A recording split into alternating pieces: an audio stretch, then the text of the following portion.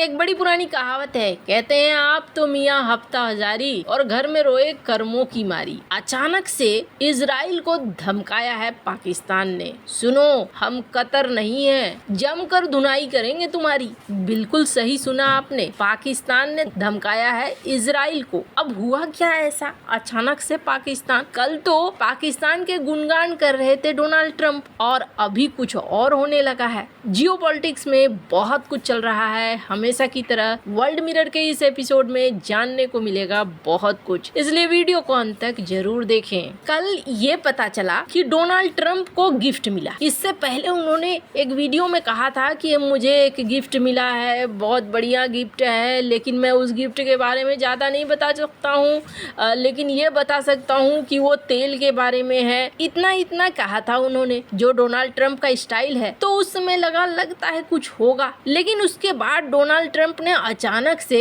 एक बम सा फोड़ दिया। स्क्रीन पर इस वीडियो को सुनिए। To do it. I wish it could have gone faster. I solved other ones in one day that had been going for 32 years. We stopped one that was starting. It was already started. India and Pakistan, and the Prime Minister of Pakistan, a very fine gentleman, said President Trump solved something that was going to cost 10 million lives. That was going to cost a lot of lives. Two nuclear nations.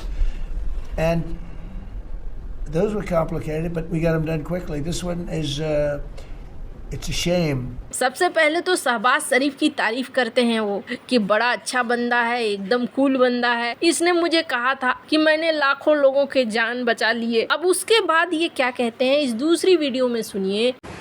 I told you about a present, right? Steve, can I reveal the present? You can do anything you want. Thank you. They said to show you the fact that we're real and solid and we're there. We're going to let you have 8 boats of oil. 8 boats. 8 big boats of oil. This was 2 days ago. And they'll sail up tomorrow. That was 3 days ago. And I didn't think much about it. And then I watched the news and they said, कि 10 जहाज यानी 10 oil tanker इनकी तरफ निकले America की तरफ, और उसमें पाकिस्तान का झंडा लगा हुआ था। और ये जो 10 ऑयल टैंकर हैं, ये 10 ऑयल टैंकर ईरान के हैं।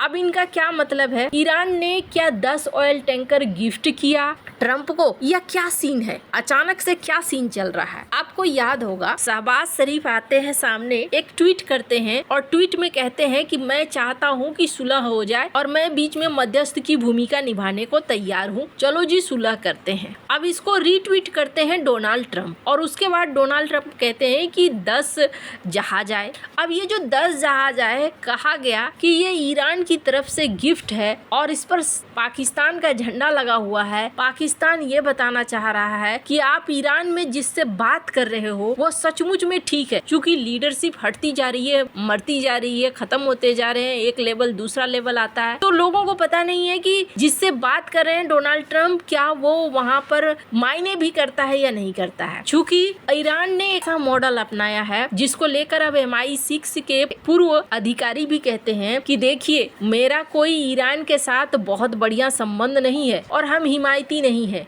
लेकिन ईरान ने अमेरिका को चौंका जरूर दिया है और बढ़त हासिल कर ली है, क्योंकि पिछले साल ईरान ने पूरी प्लानिंग कर ली थी कि अब की अगर हमला होता है तो हम मोज़ेक प्रणाली अपनाएंगे। हर एक को छूट दी गई है, हर कोई लीडरशिप खत्म होने के बाद अपने फैसले ले सकता है। तो यहाँ पर सीन ऐसा हो गया है कि अब लीडरशिप है नहीं, कभी वो बम फोड़ रहा है, कभी वो मिसाइल फोड़ रहा है। तो ऐसे में शहबाज शरीफ ऐसा लगता है कि ये समझाना चाह रहे थे कि नहीं, मैं जिसकी बात कर रहा हूँ वो सही है और अमेरिका आप मेरी बातों में रहो, हम सही शख्स से बातचीत कर रहे हैं ईरान में, तो यहाँ शांति हो जाएगा। हो सकता है डोनाल्ड ट्रंप ने कहा हो कि भैया सबूत दो कि तुम सही से बात करवा रहे हो कि नहीं। तो इन्होंने 10 ऑयल टैंकर कथित तौर पर पाकिस्तानी झंडे लगे हुए वो भेज दिए हैं डोनाल्ड ट्रंप की तरफ से।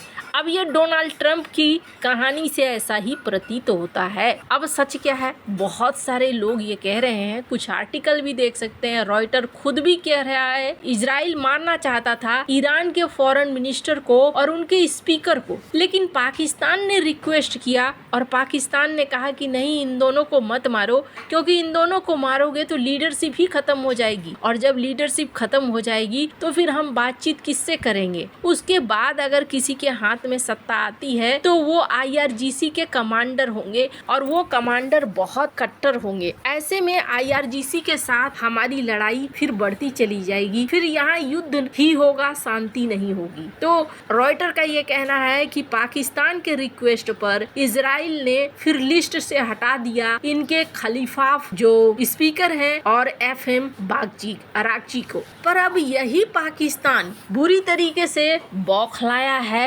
अमेरिका और इजराइल के ऊपर, और इसके भाषा को सुनेंगे तो बड़ा अजीब सा लग रहा है, क्योंकि पाकिस्तान से इतने भारी भरकम शब्दों की उम्मीद नहीं रहती है। ईरान पर इजराइल और अमेरिका के हमलों के बीच पाकिस्तान का कहना है कि सुनो, अगर हमारे कोई भी लोग खतरे में आए, हमारे अधिकारी खतरे में आए तो करारा जवाब दिया जाएगा। उन्होंने कहा कि इजराइल को याद रखना होगा, पाकिस्तान कोई कतर नहीं है। पाकिस्तान ने चेतावनी दे दी। पाकिस्तान का कहना है कि इजराइल को ये याद रखना होगा, हम कतर की तरह हमले खाकर चुप नहीं बैठेंगे। अगर दुनिया में हमारे राजनयिकों को कोई भी नुकसान पहुंचा तो हम उनकी बुरी तरीके से धुनाई कर देंगे। अब हुआ क्या है? हुआ ये है कि ईरान में पाकिस्तानी दूतावास के पास इजराइल अमेरिका के हमलों की खबरें आई। ये धमकी गुरुवार को ईरान की राजधानी तेहरान में इजराइल और अमेरिका के हवाई हमलों की रिपोर्ट के बाद आई है। ये हमले जिन जगहों पर हुए थे उनमें पाकिस्तान के राजदूत के आवास और तेहरान स्थित पाकिस्तानी दूतावास के आसपास के इलाके शामिल थे। कहा जा रहा है कि हमले में पाकिस्तान के दूतावास और उसके कर्मचारियों को कोई नुकसान पहुंचा है, लेकिन धमाकों से आसपास की कई इमारतें जोर से हिल गई हैं। इजराइल और अमेरिका ने ईरान की राजधानी तेहरान समेत देश के अलग अलग हिस्सों में हमले जारी रखे हैं। पाकिस्तानी दूतावास के पास हमला क्यों अहम है? पाकिस्तानी दूतावास के पास हुए हमले को आप ऐसे समझिए, जब दुनिया भर में चर्चा है कि पाकिस्तान युद्ध विराम कर रहा है, वो पाकिस्तान की ही क्लास लगाने को इजराइल और अमेरिका तैयार है। दूसरा, पाकिस्तान के विदेश विभाग के अधिकारियों ने सार्वजनिक रूप से कहा है कि अगर दोनों पक्ष चाहें तो इस्लामाबाद अमेरिका और ईरान के बीच मेजबानी कर सकता है। अमेरिकी राष्ट्रपति डोनाल्ड ट्रंप के विशेष दूत स्वीट विटकॉफ ने कहा है कि पाकिस्तान के जरिए 15 पॉइंट एक्शन लिस्ट तेहरान को सौंपी गई है। तो एक तरफ पाकिस्तान मध्यस्थ की कोशिश कर रहा है, उसी समय उसके दूतावास के पास हमला होना इस्लामाबाद को लेकर इजराइल और अमेरिका के गंभीरता पर सवाल खड़े करता है। लेकिन अभी बहुत सारे लोग वो भी हैं जो ये सवाल कर रहे हैं कि क्या पाकिस्तान ने ऑयल टैंकर अपने लिए लिया था, लेकिन उन ऑयल टैंकर को ये दिखलाने के लिए कि हम मध्यस्थ बन सकते हैं, उसे अमेरिका की तरफ भेज दिया? क्या यही वजह है कि ईरान ने पिछले टैंकर को रोक रखा है पाकिस्तान का? वैसे एक कहावत है, अधिक सयानो जाए ठगानो। भारत इस मामले में एकदम ठीक है, चुपचाप दूर बैठकर देख रहा है। ज्यादा घुसने की कोशिश करना ही मुसीबत को बुलाती है। आपको क्या लगता है इन सब मामले में? आपकी क्या राय है? कमेंट कर जरूर बताएं। जल्द मिलते हैं अगले वीडियो में नई खबर के साथ।